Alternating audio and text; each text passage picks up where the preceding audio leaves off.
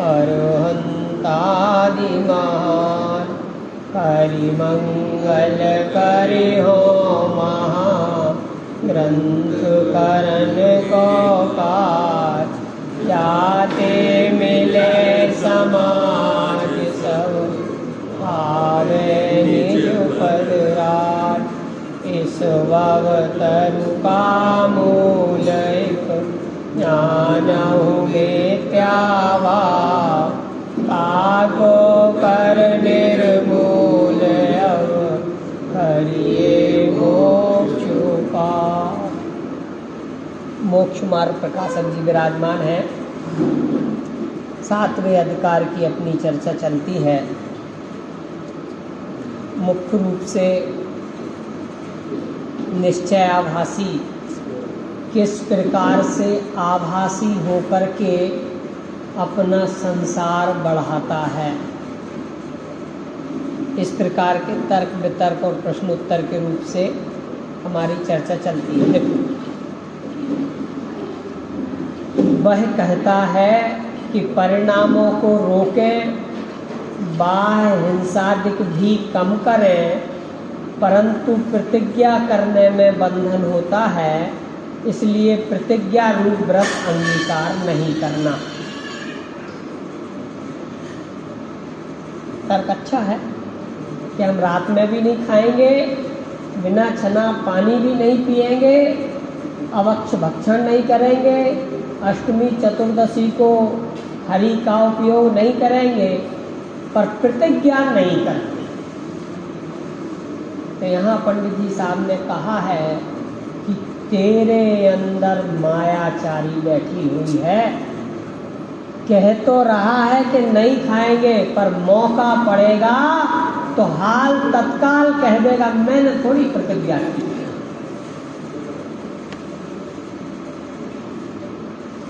तो साहब मैंने थोड़ी प्रतिज्ञा की है, तेरे मन में पाप है,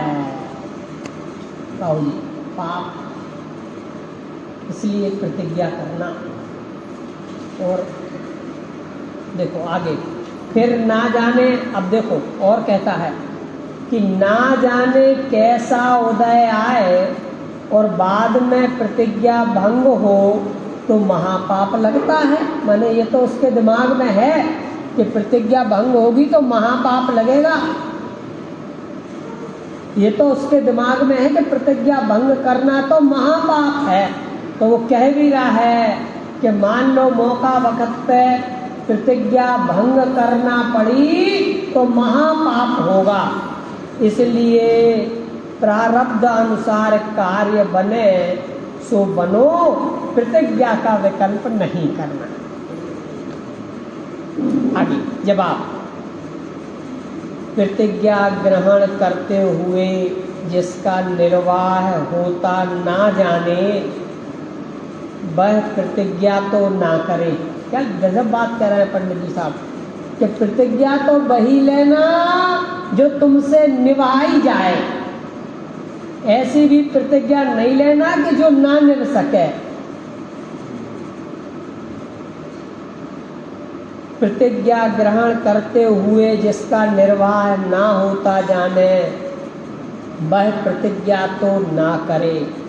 प्रतिज्ञा लेते ही यह अभिप्राय रहे कि प्रयोजन पड़ने पर छोड़ दूंगा तो वह प्रतिज्ञा क्या कार्यकारी हुई। प्रतिज्ञा ग्रहण करते हुए तो यह परिणाम है कि मरणांत होने पर भी नहीं छोड़ूंगा, ऐसी प्रतिज्ञा करना युक्त ही है। कुछ भी हो जाए प्रतिज्ञा तो नहीं छोड़ूंगा, कुछ भी हो जाए। अभी कुछ दिन पहले हमारे एक समाज के श्रेष्ठी व्यक्ति हैं, उनके रात्रि भोजन आजीवन ही त्याग था, पानी पीने का, दवा वगैरह भी जो उपयोग में लेते थे तो भैया 5 बजे तक, 5 सवा 5 बजे तक का नियम था। रात में उनकी बहुत तबीयत बिगड़ी, 10 बजे करीब डॉक्टरों को बुलाया, डॉक्टर बोले ये दवा देना पड़ेगी, अर्जेंट ही है। तो बोले प्राण सुबह निकलते थे तो अभी निकल जाएं, दवा तो मैं नहीं लूँगा। फिर कुछ सज्जनों ने युक्ति निकाली कि इंजेक्शन लगा दो। बोले देखो दूसरा रास्ता नहीं अपनाना। दवा माने दवा, दवा माने मेरे शरीर में किसी भी प्रकार से जाए वो दवा ही है। सुबह तक का आप इंतजार करिए, अगर मैं जीवित रहूं तो दवा देना, अन्यथा तो प्राण अभी निकल जाए।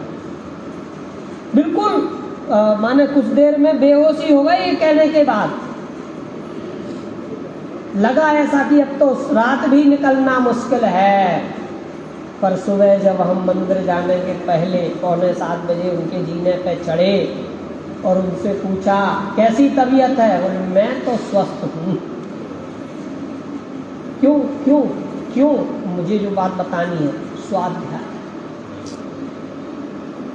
वो ताकत कहाँ से आई? ताकत स्वाध्याय से। कहाँ से आई ताकत? भेद विज्ञान से। मैं अवक्ष वस्तु का मैंने नियम था 5 साढ़े 5 बजे के बाद कोई दवा नहीं लेना। जीवित रहूं तो सुबह दे देना, ना रहूं तो ठीक।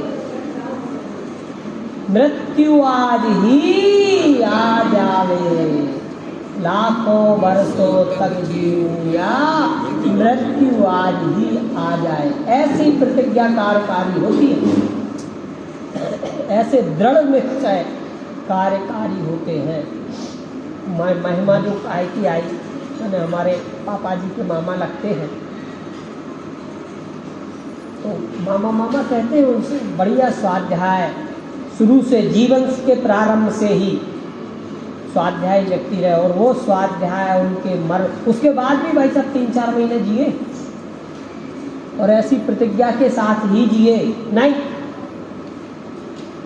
मैंने ऑक्सीजन लगा दी तो वो भी निकाल दी, बोले नहीं सुबह लगाना। भले फिर बेहोश रहे, फिर बेहोशी में उन्हें लगाई हो घर परिवार वालों ने, बात अलग है, पर जब तक उन्हें होश रहा तब तक पूरी प्रतिज्ञा और नियम का पालन हुआ। किस बल पर? स्वाध्याय के बल पर, भेद विज्ञान के बल पर। आज नहीं मरना है, कल मर जाना है, कल नहीं मरना है, परसों मर जाना है। जाना तो देह छोड़कर ही है, तो मैं पाप अपने जीवन में क्यों ला दूं? क्यों करूं मैं पाप? कोई बात यहाँ पर टोडरमल जी साहब अपने शिष्य को समझाते हैं कि प्रतिज्ञा ग्रहण करते हुए जिसका निर्वाह होता ना जाने, वह प्रतिज्ञा तो ना करे। प्रतिज्ञा लेते ही यह अभिप्राय रहे कि प्रतिज्ञा प्रयोजन पड़ने पर छोड़ दूंगा, तो वह प्रतिज्ञा कार्यकारी नहीं है।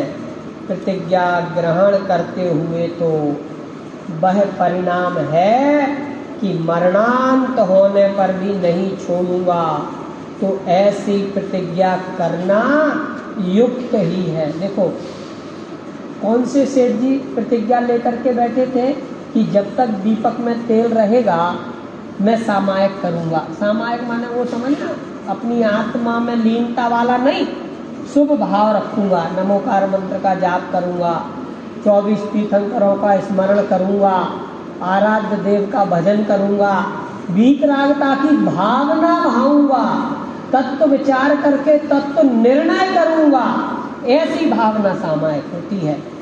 तो उसे लेके बैठ गए। अब उनको प्यास लगी और उधर से सेठानी दीपक में तेल डालती जाए, इन देरों में क्यों सामायिक करें? लाइट तो थी नहीं, लाइट होती तो नहीं दीपक जलाना था, लाइट तो थी नहीं, लाइट नहीं थी तो दीपक जलाया। और आकुल व्याकुल होते हुए माने अति संकलेश परिणाम हुए और उस काल में ही उनकी देह छूटी। तो कहाँ गए? कुएं में। किस रूप में? मेंढक के रूप में। पर अंदर में जिनेंद्र देव की भक्ति बरत रही थी। खबर लगी कि समव शरण आया है। क्यों साहब? समव शरण आया है। तो वो मेंढक, बड़े पंडित जी साहब ने ये उदाहरण दिया था कि वो मेंढक किसी पंसारी की दुकान पर जाएगा कि मुझे 2 बादाम दे दो, समव शरण में चढ़ाने जाना है। कहाँ जाएगा? कहीं नहीं जाएगा। वो एक पंखुड़ी उसको नीचे पड़ी हुई मिली और वो पंखुड़ी उसने मुँह में दबाई भक्ति पूर्वक कि जिनेंद्र देव के जिनालय जाएंगे तो खाली हाथ थोड़ी ना जाएंगे, कुछ ना कुछ तो अर्पण करेंगे ना। वो पंखुड़ी लेकर के जाते समय वहाँ उसका आयु कर्म पूर्ण हुआ और हाथी के पैर के नीचे आया। कहाँ गया? स्वर्ग गया। किस भावना की वजह से? मुंह में क्या दबाए हुए था? कौन सी गति का था? फल किसका मिला? देखो भाई साहब, पूरा अपन लिंक बिठा ले तो उस सामायिक के काल में भी देवशास्त्र गुरु का आराधन था, पर परिणाम क्षण भर के लिए। जैसे मान लो 5 पांडव मुनिराज हैं तो युधिष्ठिर, भीम और अर्जुन मुनिराज ने तो सिद्धत्व को प्राप्त कर लिया। क्यों? क्योंकि वो अपने से च्युत नहीं हुए। और नकुल मुनिराज और सहदेव मुनिराज का उपयोग क्षण भर के लिए अपने से च्युत हुआ। तो ऐसे ही वो मेंढक सामायिक में बैठे हुए सेठ का जीव था और उस समय जब उसको अति तीव्र प्यास लगी और उस समय आयु का क्षय हुआ तो पहुंच गया ना, उस गति का फल मिल गया। मैंने जो अति संकलेश भाव ते मरियो, घोर श्रम सागर में परियो। ओ अच्छा, देखो अब दूसरी बात सिद्ध करूं भाई से, समझना, देखना भाई साहब। उन सेठ के आकुल व्याकुल परिणाम हो रहे थे। किस कारण से? प्यास लग रही थी। तो प्यास लगने के काल में सामायिक करते रहे, मायाचारी का भाव हो गया है। अति तीव्र प्यास लग रही और संकल्प क्या लिया था कि जब तक दीपक जलता रहेगा तब तक सामायिक से उठने वाला नहीं हूँ। तो वो जो मायाचारी का विकल्प क्षण भर का आया तो माया तैर्योनस्य कहाँ उत्पन्न हुए? त्रियंच गति में। तो वो त्रियंच गति का फल मिला ना, मायाचारी करने का। उस मायाचारी के पूर्व में तो आराधना जिनेंद्र देव की थी, तो वो जिनेंद्र देव की आराधना उस त्रियंच गति के साथ में गई और वो आराधना फिर प्रतिरूप लिया उसने कि जिनेंद्र देव का समव शरण आया है, मैं भी उनके दर्शन करने जाऊंगा। और जाते समय वो जो थोड़ी सी आयु त्रियंच गति की थी वो पूर्ण हुई और जाकर के कहाँ हुआ? कौन से फल में? मायाचारी के फल में नहीं, वो जिनेंद्र देव की आराधना के फल में। अब देखो यहाँ एक क्षण के लिए च्युत हुए नकुल और सहदेव मुनिराज तो कहाँ पहुँचे? स्वर्ग में। और अगर मान लो च्युत नहीं हुए होते तो कहाँ पहुँचते? सिद्धालय में। इसलिए एक क्षण के लिए भी अपने उपयोग को व्यर्थ मत करना। फिर से कहूँ दूसरे शब्दों में, एक क्षण के लिए भी अपने हृदय में अशुभ भाव नहीं लाना। हिंसा, झूठ, चोरी, कुशील, परिग्रह के परिणाम नहीं आना चाहिए, क्योंकि यदि उस समय आयु का बंध हुआ तो नरक और त्रियंच गति जाने वाले। सदैव देवशास्त्र गुरु की आराधना हृदय में रहनी चाहिए, मन शुभ परिणाम रहे।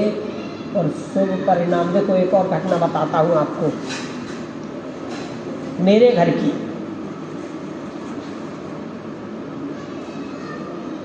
भैया ध्यान देना, आप सोचते होंगे कि पंडित जी आपके घर में बड़ी घटनाएं होती हैं, तो घटना क्यों नहीं होगी? हमारा बड़ा परिवार है। हमारे पापा जी माने 9 भाई बहन थे तो हमारे उसमें से दादाजी शांत हुए, बड़े मेरे ताऊ जी शांत हुए। ताऊ जी माने अभिनंदन जी के बहनोई साहब। तो अभिनंदन साहब के बहनोई को माने मेरे ताऊ जी को ब्रेन हेमरेज हुआ दिल्ली में। ब्रेन हेमरेज हुआ तो सब डॉक्टरों ने जवाब दे दिया, ठीक है चलो घर ले आए हॉस्पिटल से। एक डॉक्टर रजत जैन है, आपने नाम सुना होगा, छक्की लाल जी साहब शास्त्री, बहुत पुराने शास्त्री है छक्की लाल जी साहब शास्त्री, वो उनके लड़के, और ये दोनों विद्वान थे। तो वो डॉक्टर रजत बोले राकेश इनको घर ले जाओ यार, अब कुछ नहीं रहा, पर मैं तुमको एक सलाह देता हूँ, एक विजिट करने विदेश का डॉक्टर आता है उसको दिखाना। उसको दिखाया और वो इत्तेफाक से डॉक्टर भी जैन था, कोऑपरेटिव इलाज किया उसने सहयोग रूप में, और वो ठीक भी हुए। तो वो कोमा से बाहर आए तो मालूम क्या बोले, उन्हें समय सार की गाथाएं सुनाओ, कलश सुनाओ, संजय 23वां कलश सुनाओ। उस अवस्था में माने कोमा से बाहर आए और असर पड़े, कोई है नहीं, हलन चलन भी नहीं हो रहा है, मुंह चल रहा है, अकेला बोल रहे हैं, पानी अकेला उबला हुआ पानी लेते थे, छाछ लेते थे, वैसे ही कोई खाद्य पदार्थ देते नहीं थे, नियम था उनके मंदिर जब तक नहीं जाएंगे जब तक लेंगे नहीं। तो हम रोजाना उनको उठा करके, सामने ही मंदिर था, ऐसे थोड़े लौनी रहते थे। वो जीव मर करके हमारे चाचा की लड़की के यहाँ पैदा हुआ। वो जीव, और पूरा स्पष्ट बताया, हमारी ताई जी का नाम लेके बुलावे, वो हमारे बल्ला कहाँ है, मैंने अकलंग निकलंग दोनों भाई है, जुड़वा बच्चे, वो कहाँ है, ऐसे कहे वो 2.5-3 साल का होने पे। और अपनी माँ का माने हमारी चाचा की लड़की का नाम आशा है, आशा बाई को तो बोला, हम लोग ताई से बाई कहते थे, बाई को तो बोला, पूरा स्मरण। और सुन, बच्चों को पाठशाला भेजा कर, 2.5-3 साल का बालक बच्चों को पाठशाला भेजा कर, ऐसा कहे। अब धीरे धीरे सब स्मृति खत्म हो गई, उम्र बढ़ी जैसे जैसे। क्या है स्थिति, ये परिणाम हम कहते हैं ना कि खोया खाया बह गया, अरे परिणाम तो साथ जाने वाले हैं, अभिप्राय तो रहने वाला है। हम क्यों स्वाध्याय की प्रेरणा देते हैं, सारी बातें भूल जाओगे, परंतु माँ जिनवाणी की शरण जितनी कार्यकारी है, अनंत भव में इस ही माध्यम से सुखी हो सकेंगे, और कोई इलाज है नहीं। देखो मैं एक बात और कहता हूँ, अन्य दूसरी जगह स्वाध्याय नहीं करने, अरे क्या स्वाध्याय करना, पूजन करो, पाठ करो, आहार विहार निहार में सपोर्ट करो, भैया वृत्ति करो, यही धर्म है। पर हम ये कहते हैं कि हमारे कहने से धर्म क्या है, मत मानो, स्वाध्याय करो और निर्णय करो कि धर्म क्या है। हमारी तरफ से बिल्कुल नहीं सुनना, हम क्या कहते हैं उसको प्रमाण करना, माँ जिनवाणी की शरण में जाकर के। देखो एक प्रतिज्ञा भंग करने का कितना पाप बताया, मरणोपरांत प्रतिज्ञा निभाना। फिर और क्या कह रहा है, वो थोड़ा सा मायाचारी का समय आया तो त्रियंच गति का कारण हुआ, तो वो त्रियंच गति के बाद में फिर वो अनंत देव की शरण याद आई, तो जा करके देव गति में हुआ। देखो एक और घटना सुना के मैं बात समाप्त करता हूँ। पार्श्वनाथ भगवान का और कमठ का बैर चला ना 10 भक्त तो वो ये पता आपको भाई थे, सगे भाई थे। हाँ बोलो, सगे भाई थे। मुझे अभी तक ये ख्याल था कि चचेरे भाई थे, चलो सगे भाई थे, ये निर्णय। वो जो सगे भाई थे तो सगे भाइयों में झगड़ा हुआ, जमीन जायदाद के पीछे हुआ होगा या किसी भी कारण हुआ होगा, झगड़ा हुआ, और वो बांध नहीं जिसके कारण भी हुआ होगा, शादी विवाह के कारण हुआ होगा, किसी भी कारण हुआ हो, कमठ के जीव का और पार्श्वनाथ भगवान के जीव का झगड़ा हुआ। इनने बैर बांध लिया, किसने? कमट के जी। और इनने चलो आई गई बात खत्म हुई, छोड़ो तो क्या होता है इन गोरख धंधों में। बैर उसने बैर बांध लिया और उसने क्षमा भाव रखा। अब वो दूसरी जगह उत्पन्न हुए तो अरे ये तो वही है, वो भाई याद नहीं रहा, क्या याद रहा? मेरा दुश्मन। भाई बना याद आए तो सहयोग करे, पर दुश्मनी याद आई,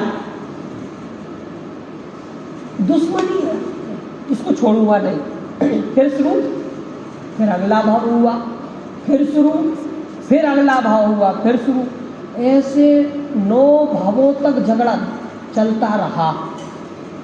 और जब फिर उसको भाई साहब वो बात ख्याल में आई, अरे यार इतने भाव हो गए, कोई परिणाम ही नहीं निकल रहा है, कोई रिजल्ट ही नहीं निकल रहा है, तहसील में केस लड़ा कोई प्रयोजन सिद्ध नहीं हुआ, कोर्ट में केस लगाया कोई मतलब नहीं निकला, जिला कोर्ट में निर्णय लगाया कोई मतलब नहीं निकला, हाई कोर्ट में केस लगाया वहां भी ढांक के 3 पास, सुप्रीम कोर्ट में भी कोई समझ में नहीं आ रही बात, और इसको कोई फर्क पड़ता नहीं। ये मेरा विरोध कर नहीं रहा है, इसका मतलब इसके पास कोई ऐसी वस्तु है जिसकी वजह से ये हर बार जीत जाता है। वो बात पता करना है कि इसमें है क्या। और वो धर्मेंद्र पद्मावती का क्या मामला था कि अरे वो लकड़वाहा, लकड़ी चीरने वाला लकड़ी फाड़ रहा था, और कमट के नाना जी थे वो जो लकड़ी फाड़ने वाले थे। देखो वो नाना जी लकड़ी फाड़ रहे थे और उसमें वो सांप और नाग और नागिन बैठे थे। हाँ, और इसको लगा कि ये मर जाने वाले, कुल्हाड़ी गलेगी और बचेगी नहीं, तो उसने नाना जी को कहा भाई क्या करते हो, दूसरी लकड़ियां ले लो, क्योंकि इतनी चीज समझाएं तो नहीं समझे और विरोध और हो, इसको क्यों चीरते हो, छोड़ो इसको, छोड़ो। और वो नियोग इस रूप में कार्य आया कि जब कमट के द्वारा भगवान पार्श्वनाथ के जीव पर उपसर्ग किया गया तो वे उसके साथ में लड़ने तैयार हो गए। फिर वो घटना पता चली कि ये 2 सपोर्टर कहाँ से आ गए। बोले इन्होंने ही तो हमें बचाया था, हम तो इनका सपोर्ट किए बिना नहीं रहेंगे। और उसको क्या ख्याल आया, यार मेरा सपोर्ट करना चाहिए इनको, और ये इनका सपोर्ट कर रहे हैं, मैं दैत्य रूप में हूँ, माने विरोधी रूप में हूँ, मैं विरोध कर रहा हूँ और ये भी नहीं कर रहे हैं। आखिरकार उसने ये निर्णय लिया कि इन पर जो वस्तु है उस वस्तु का पता करना है जिस वजह से ये हर बार जीत जाते हैं। तो क्या करते हैं, देखा होगा, विचार किया होगा, विद्वानों से पूछा होगा, मुनिराज की शरण में जाकर के पूछा होगा। तब उन्होंने कहा कि इन्होंने तो अपने उपयोग को पर पदार्थों से समेट करके अपनी आत्मा के सन्मुख किया है। 6 द्रव्य किस प्रकार के होते हैं उसी प्रकार से समझा है, और यदि तुझे सुखी होना है तो तू जीव द्रव्य है और जीव द्रव्य के अनुसार कार्य कर, तू जरूर ही सफल होगा। वो भी मोक्ष गया और ये भी मोक्ष गए।